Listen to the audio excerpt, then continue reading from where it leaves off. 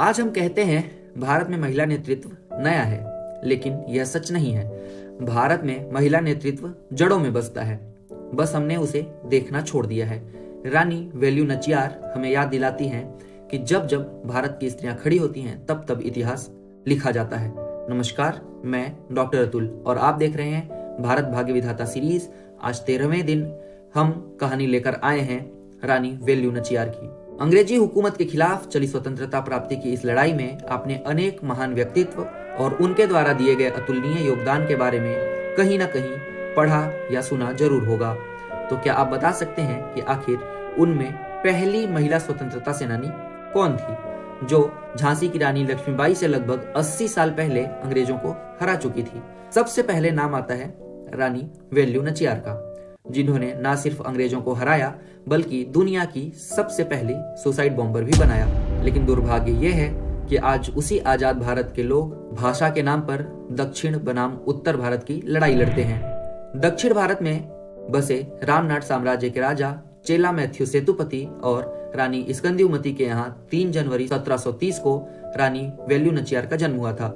रामनाथपुरम की राजकुमारी वेलु नाचियार घुड़सवारी और तीरंदाजी में तो माहिर थी ही, लेकिन इसके साथ साथ वह युद्ध की कलाओं से संबंधित अस्त्र शस्त्र जैसे कि वलारी और सिलंबम जैसे मार्शल आर्ट में भी प्रशिक्षित थी।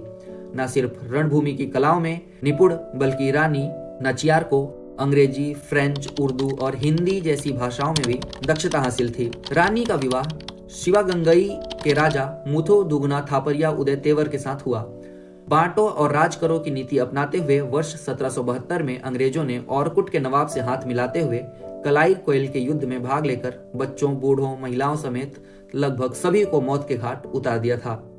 इस युद्ध को उस समय के सबसे विध्वंसक युद्ध में गिना जाता है। इस युद्ध में रानी वेलु के पति की अंग्रेजों के खिलाफ बहादुरी से लड़ते हुए मृत्यु हो गई। इस युद्ध के पश्चात दुर्भाग्यवश रानी वेलु नाचियार को अपनी पुत्री वेलची के साथ शिवगंगा छोड़कर जाना पड़ा। लगभग 8 साल तक डिंडीगुल के पास अवस्थित विरूपाची में पलाई कारक गोपाल नायक द्वारा रानी वेलु नाचियार और उसकी पुत्री को संरक्षण प्रदान किया गया। डिंडीगुल में रहने के दौरान ही रानी वेलु की मुलाकात मैसूर के शासक हैदर अली से हुई। रानी वेलु नाचियार की उर्दू में दक्षता और उनके साहस से चकित होकर हैदर अली ने रानी की अंग्रेजों के खिलाफ युद्ध में हर संभव मदद करने का वायदा किया। वहीं दूसरी ओर अपने खिलाफ विरोधियों की ताकत और मेल जोल बढ़ता देख औरकुट के नवाब को चैन की सांस लेना भी दुर्भर हो गया था। आक्रमण का खतरा मंडराते देख औरकुट के नवाब ने रानी वेलु को शिवगंगई वापस आकर शासन करने का न्योता दिया, लेकिन साथ ही नवाब ने यह शर्त भी रखी कि इस शासन के बदले रानी को नवाब द्वारा तय की गई किस्त चुकानी होगी। वर्ष 1780 में नायकर और हैदर अली की सहायता से रानी वेलु नाचियार ने ब्रिटिश ईस्ट इंडिया कंपनी के खिलाफ एक युद्ध अभियान छेड़ा।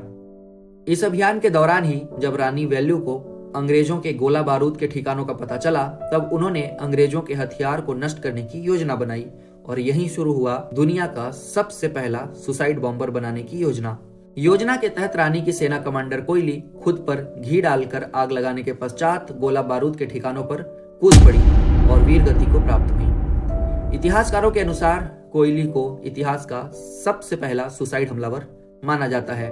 कोयली के बलिदान ने रानी की योजना को सफल बनाकर अंग्रेजों की सेना को काफी कमजोर कर दिया। अंततः अंग्रेजों के खिलाफ लड़े गए इस युद्ध में रानी की जीत हुई, जिसके परिणाम स्वरूप रानी वेलु ने शिवगंगाई के शासन को बहादुरी से अपने पति के उत्तराधिकारी के रूप में संभाल लिया।